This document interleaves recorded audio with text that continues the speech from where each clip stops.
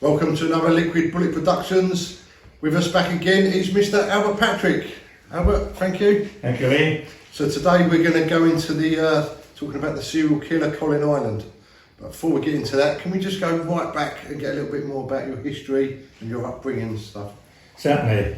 72 years ago, last month, I was born in Scotland in St Andrews on the 14th of October 49. I was the eldest child of 5 children. My dad was a farm labourer. My mum worked in the local school as a cleaner. And being the eldest with obviously other kids come along, there was no room for me. So I pushed to one side. I had to decide what I was doing as a young man, obviously. So 16 years of age, I applied and joined the Metropolitan Police as a young cadet. Right. And I've been in London since 1966. Can I just ask you, what made you go sort of be interested in the police? Something inspired you, or? We had family friends who were cops up home, and a colleague who was in the same class as me, Bill Bold. He was slightly older. He applied and he was down in London for about 6 months before I joined, and he said he was having a great time and I should give it a go, and that's exactly what I did. Can I just ask you a little bit of sort of when you first joined, like sort of, do you have to go through a training regime and stuff? Yes, I, as a kid at school I was reasonably good at sport. I wasn't brilliant. I enjoyed sports day, and believe it or not, I didn't play rugby, played football, reasonably good right back, did athletics, and I wasn't a very good swimmer, so didn't do much of that. So at school I enjoyed the sport activity. When I got into the cadet corps, it was just a different world, you know. I was competing even as a youngster against others, boxing, judo, wrestling, tug of war, basketball, all the sort of sports. So was that connected with actual being in the police force? Yes, that was part of not it. Outside of sport, so. No, I joined as I developed as a wrestler. I joined other clubs to gain better experience, because obviously not all the experience is going to be within the Metropolitan Police. Can I just ask you a little bit? Obviously, you've done quite well in your rugby and your wrestling. I've been to 3 Commonwealth Games. I've got 2 silvers and a bronze. I was a team captain in Edinburgh '86. European Police Champion over 10 years. Met Police Champion, British Police Champion in wrestling. And I've played rugby all over the world for Kent, Blackheath, Met Police, and who else did I play for? I had a little spell with Ask Games and I fell out with a coach. So that's where I've been in the rugby field. Tug of war, I was in the national tug of war team for the Met.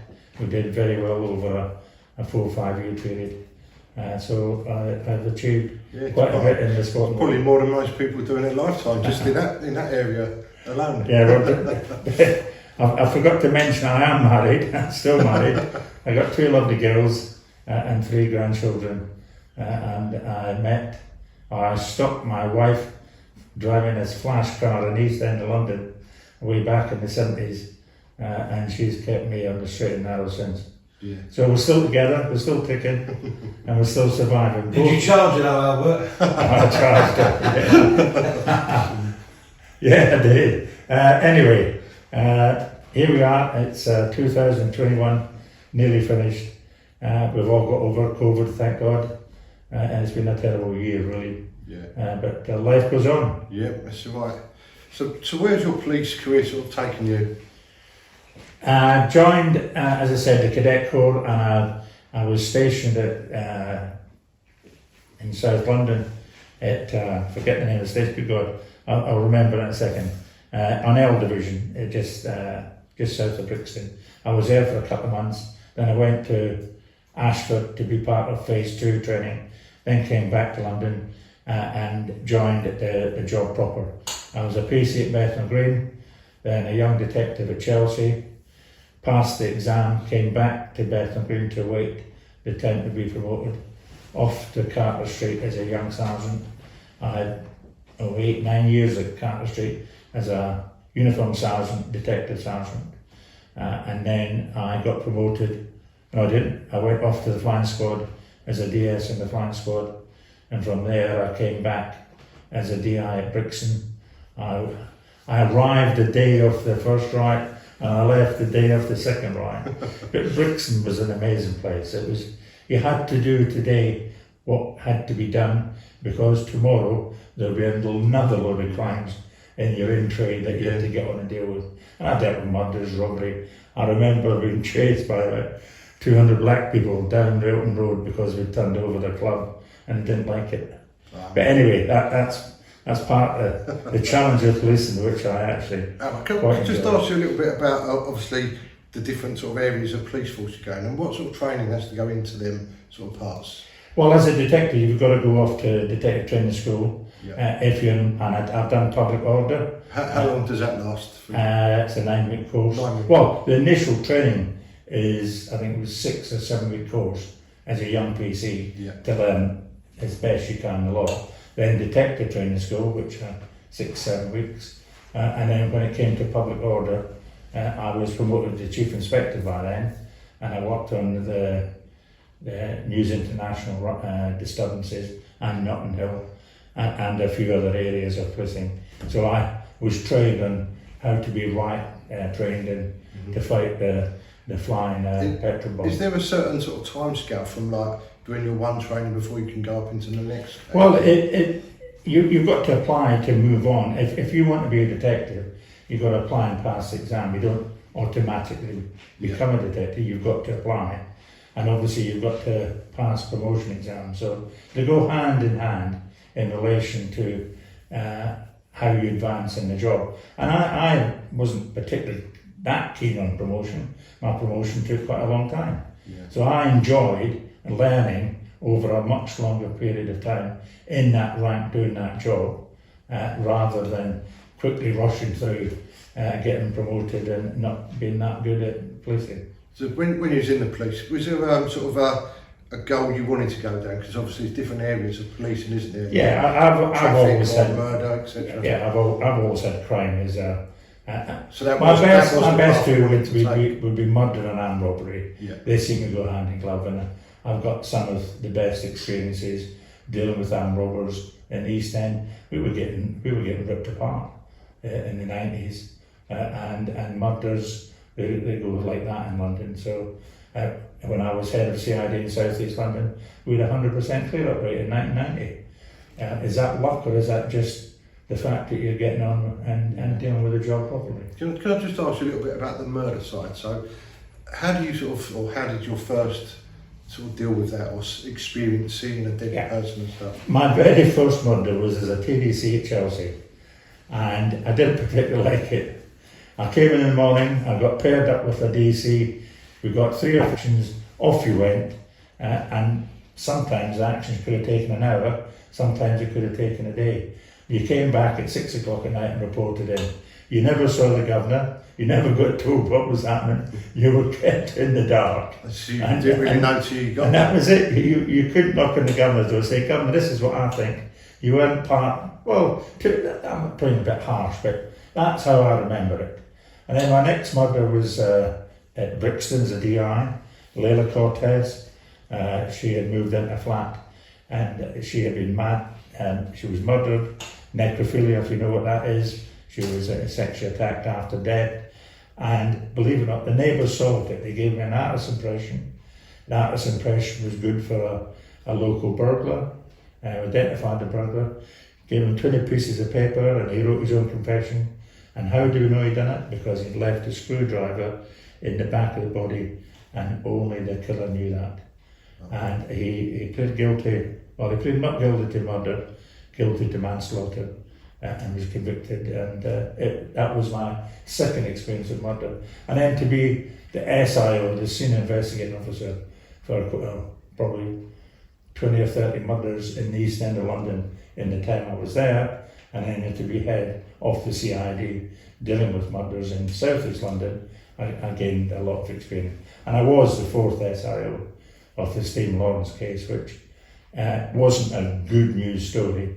Perhaps when we finished hearing about the Colin Ireland case, we'll say it was a good news story. Can I just talk a little bit about sort of your mindset when you sort of had to deal with these situations? Does that sort of, can you leave that and come home and do your normal stuff, or does that still run in your mind and picture things? And particularly in the Colin Ireland case, I I was coming home, I was shattered, I went to bed, never slept. I think she quite enjoyed it because she was just sort of encouraging me to keep going because it was a pressure time. So I packed a bag and I lived in the section house up in Chelsea, just to save me 2 hours travelling a day, or 2.5 hours travelling a day. So that was something I learned from it, and the right thing to have done. But as far as I've missed my thread there a second, so we have to fight again. Sorry. So that is murder investigation. Yeah. So we just went into your mindset. The mindset. Sorry. So how you sort of deal with it, or there is it's who, where, when, why, and how. So if you look at that, you've got to try and establish that. You've got to do a decent job with your crime scene, because that's your starter for 10. That's where the murder took place. Yeah, and then it's a case of systematically going through a process of messages, action, documents, exhibit statements, and putting a case together. Now, if somebody rings up and says, I did it, then probably relatively easy, or if it's a domestic, where the evidence is there before he even comes into the charge room. Yeah. So, but it's that detective ability to go down the right path to establish the truth of what happened at that crime scene. Yeah. That is the skill, and that is, you learn that from having made mistakes over the years at whatever part of the precinct you were doing. Do you have to sort of hold back your sort of own feelings and process? Because obviously if you're going into a murder and it's maybe something like children, obviously for me that would be quite upsetting to see. But on a professional level, surely you've got sort of, I don't know how you deal with that. Is that? We've got a lot of criticism around how we dealt with the families in relation to the aftermath of a murder. And my view was, even as a young SIO, I would sit down with the family as the head of that inquiry and say, this is where I am. I wouldn't give them any bullshit, I wouldn't tell them any lies. I would just say, I will do my damnedest to identify, arrest, charge and convict the person or people responsible for your kid's murder or your wife's murder, whatever the situation is. Tell them face to face and honestly. You won't be able to go there and every day, and now we've got qualified, experienced family liaison officers who are very good at doing a great job. It must be quite a hard job to actually tell someone that. Yes, it's terrible. Some they're not easy. It's a really tough challenge. When people look at policemen and stuff, they sort of forget about all them hard parts of the job. And we've all got kids, haven't we? That's right. Yeah. Right then, should we go into the Colin Ireland case? While we're here. So, can you talk us a little bit how you got involved in the Colin Ireland serial killer? Certainly. I was the senior investigating officer on call. That was the next one to take a job if a murder happened. It was Wednesday good God, let's just have a quick look. It was Wednesday the 9th of June 1993. 11 a.m. when I got a call to say there's been a murder in Dalston. So in the car and off I go. I had a fly-on-the-wall television camera crew running with me at the time from Crime Monthly. Oh, so they're actually running with you? They were running with me. Day one, investigating from day one. And I arrived at the crime scene. I tend not to put my great big size 12 feet inside the crime scene. I asked to look at the Polaroids, see video if they've got a video, and take the advice of the forensic examiners who are on scene doing the job. But this was a bizarre scene. I'm probably the only SIO in the whole world who's ever had a cat killed and draped across the naked body of Andrew Collier. A cat? A cat, his own cat, with a condom on the tail, in the mouth of Andrew Collier, and in the mouth of the cat was a condom on Andrew's penis in the cat's mouth. Unbelievable. I don't think I'll never forget it. I remember it today, 27 years ago, as if it was yesterday. it really was a quite bizarre, a disturbing image to see, terrible, isn't it? unbelievably terrible. So Andrew Collier was the first man who was killed. He was no. Andrew Collier was the first one I got appointed to deal with. So I set up an incident room as you would, and got on with investigating it. And I'll explain in more detail later as to exactly what I did. So Andrew Collier was the first case I dealt with, and I had an incident room at Harbour Square, and we got on with the investigation, house to house inquiries, and gathering witnesses to give us some idea what happened. So that was the starter for 10 on that one. I made inquiries in relation to another murder that had taken place earlier in the year, Peter Walker, a row Henning I knew very well from Brixton. He was SI, and he was just about to close his incident room down because he hadn't got any other life inquiry. He'd done everything he could in relation to the Peter Walker case.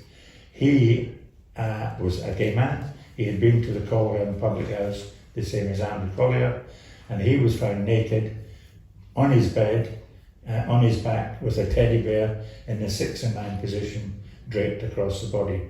Not as bizarre as Andrew Collier, but still it's a signature. So did that make you think that they could be linked? Well, that's exactly what my thinking was. I went to my bosses and said, I think we've got a problem here, there's a guy bringing up as well saying that he had killed Walker. Why hadn't we made the links with Dunn? Why hadn't we made the links with Bradley? And I've killed Collier. So there was a concern there, and within a couple of days, an officer in overall command, Detective Chief Lieutenant Ken John, was appointed to head up the investigation. So who was the second man that was actually found killed? As I said, Andrew Collier was my first. Yeah. Talked to Peter Walker. I made further inquiries and established that a man called Christopher Dunn had been killed, but it wasn't accepted as a murder because the pathologist said it was sex gone wrong. Right. And it was at that stage no evidence to say that it was a murder, but his money had been stolen from his account, and other inquiries were quickly made to get on and deal with it as a murder. And then the next one in the series was number 3, which was Perry Bradley. He was a congressman's son. He wasn't known as a gay man. His family didn't know. Brian Edwards, the SIO, was keen not to jump to the wrong conclusions, so it wasn't connected and linked at that early stage. So when was his murder reported? That was... Yes, that was, excuse me just one second, Perry Bradley, Monday the 7th of June. So that would have been before Andrew Collier? Correct, 2 days before. Yeah, but obviously at this point there was no link between them as yet. No. And then the next body was Chris Dunn? In the order of it was Walker, Dunn, Bradley, Collier, and then the last one, which I'll come to now, Emmanuel Spiteri. We had a man ring up saying that why haven't you made the links again? I'm responsible for killing all those people, and by the way, I've killed somebody else. He killed a man called Emmanuel Spiteri, checked all the incident rooms in London, no one by that name had been found, so it was a case of basically sitting and waiting until the body had been found, because we had no idea where. So the We court knew it was in South London. It didn't give you a clue Didn't where give it me an was. address. Didn't give me an address. He just said his name. Obviously, we were making inquiries, but within 2 hours, I got a phone call from Ian Crampton in South London to say that a body had been found murdered in a flat in Hither Green. So off I went in the car, and this was again a gay man naked with a harness on, lying flat on his back, all strangled apart from Peter Walker with a noose or a rope, and furniture had been piled up round the bed, and they tried to set fire to it, but the windows were closed and it not enough oxygen there to set fire. So can I just ask you, so all these different murders, Was different police officers going to their Yes, murders, yeah? absolutely. That's how it was until it's linked. So Until you realised there was something linked. absolutely. What happened, it was obvious to all of us, I think, that you can't have 5 senior detectives trying to solve the killing of 5 men when the guy's ringing up saying he's done it, and there's probably just one killer. So Ken John made the decision to split London in half, east and west. I took the east end of London and dealt with the murders that were relevant to the east end, and Ken and Brian Edwards did the others, and Walker's who lay, what didn't lay on file, but it was there to look at if we needed to, because there was nothing else immediately that required doing. So we had 2 SIOs, unfortunately 2 incident rooms.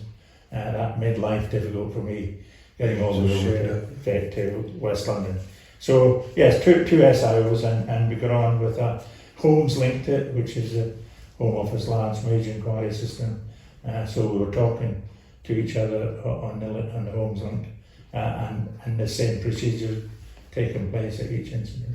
Can I just ask you, obviously, that's, from what I'm hearing, that's quite a shocking sort of find, isn't it, them sort of murder cases. What was your sort of feeling on this case at that point? What did you really obviously think it was a serial killer? And if you've got somebody ringing up saying, I've killed all of those people, and names them, he's either telling a pack of lies and he's just doing it to annoy the police as false information. But so you've got to take notice. But you just don't link because somebody says, I've killed all 5, or all 4, or all 3. You've got to look at systems that are there to tell you that there is linking features. And a similar fact evidence chart that I've got here will just highlight all the various issues and headings for that. Basically, where had they been, with a stranger pickup, were they found in a bed, how were they murdered, was money taken, the marks on the body, all those points that Peter West, who was the pathologist, was comfortable by saying that there was a definite link between the Walker case, the first murder, and my case, the Coleherne murder. So from an early day, they were linked, and within a week or so, the others were linked as well. Can I just ask, so where would you start with a case like this? Where do you start to look for clues and stuff, or how does it all begin? Well, you start at the beginning, which is the crime scene where the body was found, and you've got to get your best evidence from that crime scene, and just a simple one is body temperature. Take the bloody body temperature so you can give some idea as to when they were killed, because if somebody's saying that no, I wasn't with them on Saturday because I was halfway up the M1 and I couldn't have killed them, but if the pathologist can say, oh yes, he was killed at such and such a time, as close as, then that helps in building. Just asking a little bit about that body temperature. So, is there a sort of certain temperature it drops or goes up between? It affects the status of the body, and the body changes colour and changes hypostatus in relation to how long the blood has been lying. So you could sort of, we're not talking hours, you're talking... I'm refresh my memory on it because I haven't been dealing with murders for a while. So you're not looking for like a temperature in the body, you're looking at sort of... Yeah, and in the room as well where it happened. Right.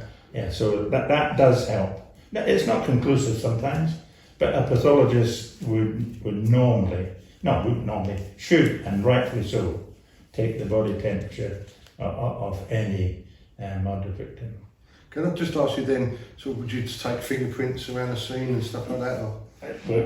This case was solved by brilliant fingerprint detective work, and we'll do that in part 2. Okay. but yes, fingerprints, DNA, CCTV, house-to-house inquiries. Lovely lady, Faye Vernon. Remember her like it was yesterday. She lived above Andrew Coleherne. She was looking out her window at midnight when she heard a disturbance in the street.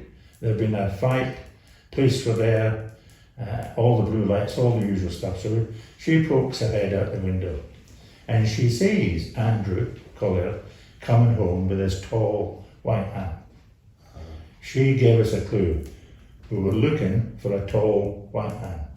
So that's just that simple part in relation to achieving good house to house. She went on a video identification parade. Did she pick her out? Did she pick him out or not? Come on. I'm guessing probably not. If it's night time and Come on, she didn't let me down. Oh, she did. She picked him out. Yeah. So, I remember once we'd done I was years ago when I was at school, but the police came in and there was a picture up of someone on the screen, and sort of you were talking, waiting for the class to start. You've looked at the picture, and then when the class starts, she's turned it off and says, right, describe that guy. Describe that man. Exactly. And it's totally different because you're not paying attention, physically concentrating on it. It's totally different to what you believe it was. True. So it does sort of just shows you it's not always correct. That's true. Others didn't pick him out, by the way, because there was quite a few sort of witnesses around the Coleherne that saw the various victims with, and then was Colin Ireland. So just up to that point, so he'd actually phoned up and said... Yeah, he'd rung the son, and this is quite interesting. On the Walker case, he rung the son to say, had the bodies been found, because Peter Walker had dogs, I think 2 dogs, in his house, and he wanted to make sure that they had been found, and I'll explain that in a second. So he rung about the dogs to say if they'd been found, and he also rung the police the next day saying, why haven't you made the links? I'm told you I've killed Peter Walker, what about done? That's wrong, I'll start again. Not on that one, because even that was the first one. So many of them, forgive me. Peter Walker, he rung to say had they found the dogs. And the reason for that is there was a missing person murder where the victim 2 months before had been at the Coleherne and his dogs had eaten every part of the skin. Terrible. So it was only the bones, and this was in Southend, only the bones were found. We interviewed Ireland about it, he denied it, but when you think about it, why are you ringing up asking about have the dogs been found if it's not concerning you? And I believe that Colin Ireland killed the man in Southend where all the skin and body tissues were eaten by the dog. What do you think the idea of him phoning up was? What was his initial... He read when we interviewed him under caution, and he's interviewed on. He made his admissions after not opening his mouth for 2 weeks. He wanted to be a serial killer. He had read the FBI manuals. He just wanted notoriety. He wanted to be, I am the... and I think he had a dislike to gay men as well, albeit he said he was bisexual. So do you think to him it's like a game, he's trying to give you a little clue, but he's not going to tell you before, he just wants you to play a game with you. Exactly. When we talked about the cat, I asked him, Jim, my DC asked me a question about the cat. Why did you kill the cat? Why did you do that?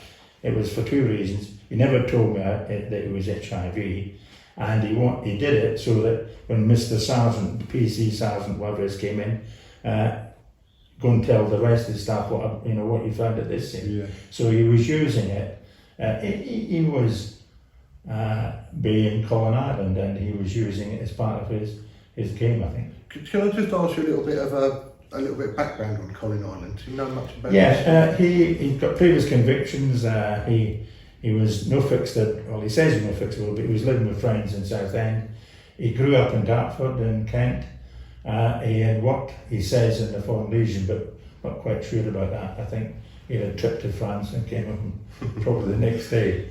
But never came to light for assault or for anything that would trouble you. He was known to 2 special constable officers in Southend, so they got on very well with him. So he didn't stick out as a gay man particularly well from what I remember of him.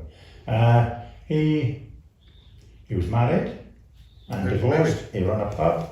His wife ran a pub, and I think he had children. I wouldn't be 100% sure of that. So he was married, and at the time he was working in a hostel and earning a bit of money to keep himself going.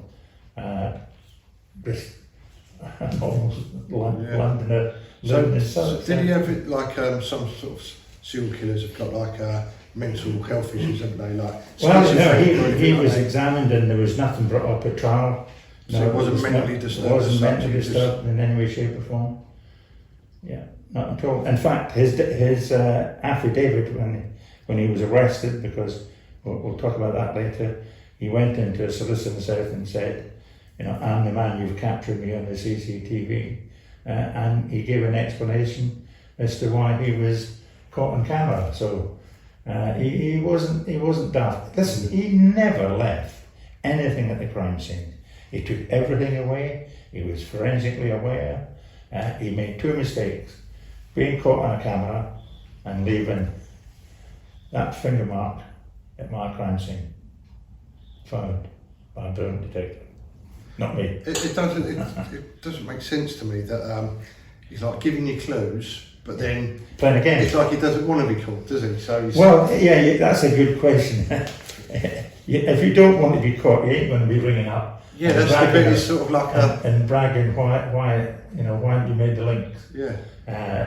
And at first, when you told me about you found out about the dogs, like he's already killed a cat and the man. So is he really going to care about the dog? It's not like he's worried about. Well, he didn't want the body to be found with just the bones. I think he had a bit of humanity. So he wanted you to see where he make sure that the body was found, so that the dogs weren't eaten. I know, bizarre. It makes you wonder what goes, how these people's minds actually work. It's quite disturbing, really, isn't it?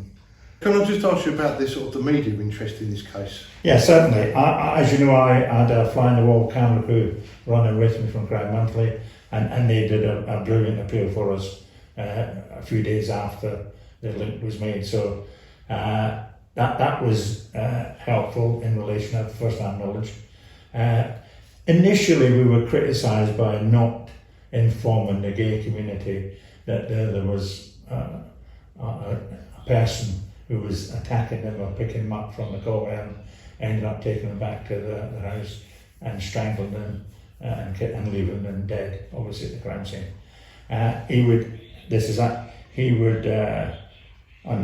Peter Walker, he suffocated with a bag. The others, he would tie a noose around his throat, keep him handcuffed on the bed, and he would turn the noose on and turn the noose off, just to watch the blood changing in the face. Torture and pain. And he would always wait till the last thing, first thing in the morning rather, to make his way through the rush hour traffic, taking everything that he had touched or leaving no clues behind.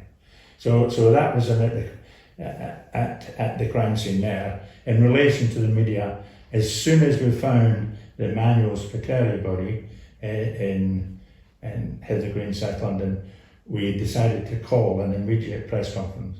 So we had an urgent press conference at 10 o'clock in the evening at Scotland Yard, just to warn the community, the gay community, that he'd struck again and he'd killed 3 in a week.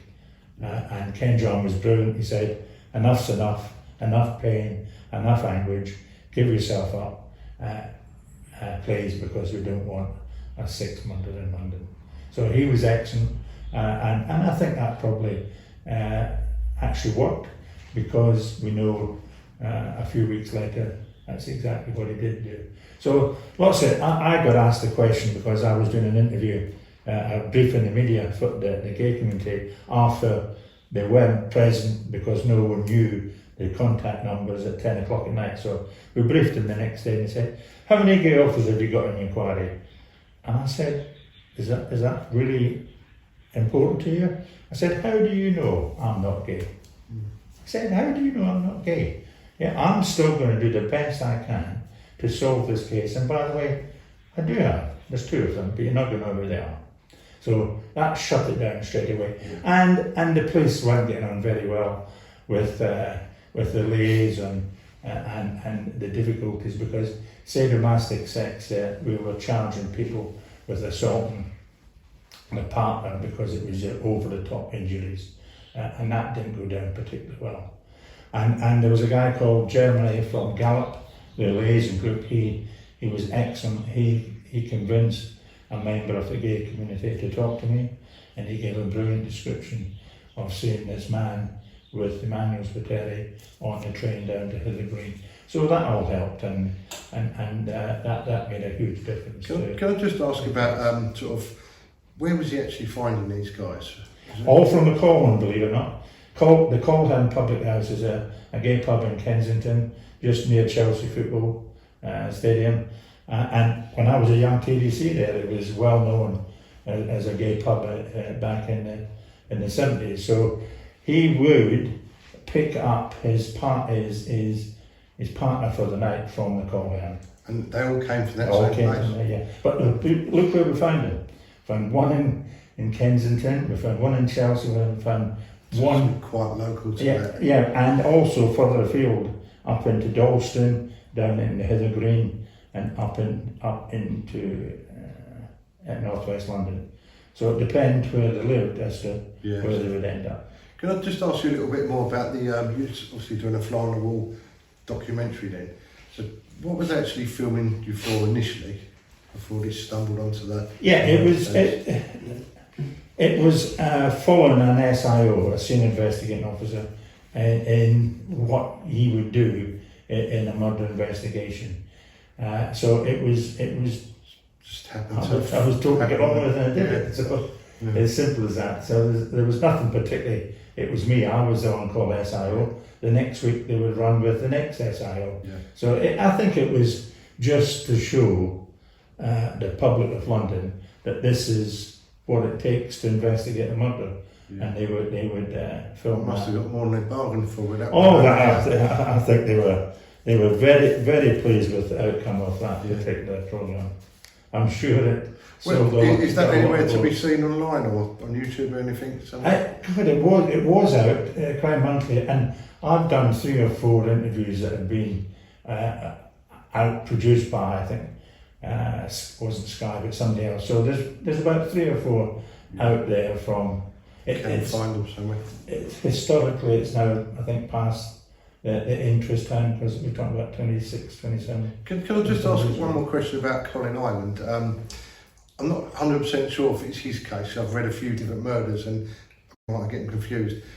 Was he abused as a child or something? Yes. He was? Yes. Can I ask you a little bit about that? If you'd asked me that question before, I could have done some research on it. But yes, he was abused as a child. And his file, I've got some of the detail because I used this folder to lecture other detectives in the UK to learn from what I learned to make sure they didn't do the same mistakes or they could deal with the issues that would arrive. But yes, he had been abused as a kid. But he was a big man, I think, was he a bully? Was he weird? Was he dangerous? Was he evil? I think he was all those. Yeah. I think he must be to do that sort of stuff. Yeah, I agree. I mean, just like I say, when I was sort of watching some videos about some stuff, it seems to be a pattern that sometimes if they were abused as a child... Yeah, not abused within the family. I don't think it was abused within the family. It was abused through his upbringing in his school and that way. Because I think, if I remember rightly, Mum and Dad were good as gold and disappointed that it happened to their son. It seems strange to me though, like if you're abused as a child, you wouldn't want anyone else to be treated like you would, right, to make you the opposite. But then they sort of form that pattern, don't they, some of them? That's true. Well, let me just finish off here by saying, excuse me, this is the notes made by D.C. Gillen when he rung up telling us about the Emmanuel Spiteri case. I said, this is Jim, this is D.C. Gillen. Why are there only 2 murders linked? So my apologies. This is Ireland talking to D.C. Gillen. Yep. Why are there only 2 murders linked? I'm the chap who did it. I did you one and Peter Walker one. A chap called Bradley in Kensington Chris done in Willesden. Another one from the weekend, which you may not have found yet, a Maltese guy called Emmanuel. I set fire to the room afterwards, killed them all with a noose in Hither Green, Lewisham. Surname began with K. Take any cash and bank cards. I set fire to the balls to get the PIN number. I killed Emmanuel by stuffing a gag in his mouth and then strangling with a noose. It's a different noose, all of them. I don't use the same one. I've read a lot of books on serial killers, and I think it's 4 that the FBI classify as a serial, so I may stop now. I've done 5. I just wanted to see if it could be done. I pick on homosexuals because they are the kind of closed community and it's easy. I'll probably stop now and never offend again. I'm going to go now. I may ring back to give you a few pointers and see how we're getting on. Why? That's strange, isn't it? And that is Jim's note. In the middle here, I've got the exact words he used, because brilliant detective work got that and camp on tape, and I'll talk about that in part 2. Or so you want to talk about it now? I'll talk about it now. D.S. Webster, my right hand, my back carrier, he ran upstairs because we knew that he was ringing up and bragging and teasing the police, so the phones externally were all hooked up to tape recorders. He had run the local switching centre who put him through on the police line, and it wasn't recorded. So thank God, Terry West from my DS, he rung to his office, grabbed a portable, stuck it on the phone, and we got his voice, and we got him admitting. That's a summary of what he admitted, and in the middle there, when we may read it later, but much the same. Unbelievable. Can I just pick up a little bit? Did you say set fire to his balls? Yes. So actually, To get the PIN number. while they were alive, Yeah. Oh, I mean, I've tried to be as careful as I without can, going into too much gruesome detail, but without any group, to try and keep it not. What surprised me there as well was the way he said, "I might not kill again now." So like he was just going to do them and disappear back into the background and just live a normal life again. And he might have done that if we hadn't Hadn't caught him. had a bit of luck. And we'll talk about luck. Yeah, In and I'll just part ask you a little bit of what part 2 is going to. Yes, it's part 2 is for me is how we gathered the evidence against Colin Ireland, what we did to achieve that, and if he had pleaded not guilty, would the extra evidence that the public haven't heard about, because he pleaded guilty, there was no need to tell them about it. So the things that I wish to highlight would be the voice ID parade that we'd organised, the video ID parade for the witnesses who'd seen him, how we got the CCTV, how we got the fingerprint, and what else? I think that was it. And also his background. A lot of work was done into his background to show the type of person he was, and people did come forward and say that he was watching the television when Ken John was on there, and obviously I asked some questions about it. So lots of background information. We made mistakes. We listened to and I found a profiler who gave wrong advice. And I'll explain that as we go to the interview. His interview was amazing. He just sat there, matter of fact, and just spluttered it out as if it was yesterday. Just everything he said, it was just an amazing interview. Amazing. So, as I said, was he an evil man? I think he was. And is he in the right place? Yes. Yeah, definitely. Okay, Albert, thank you ever so much.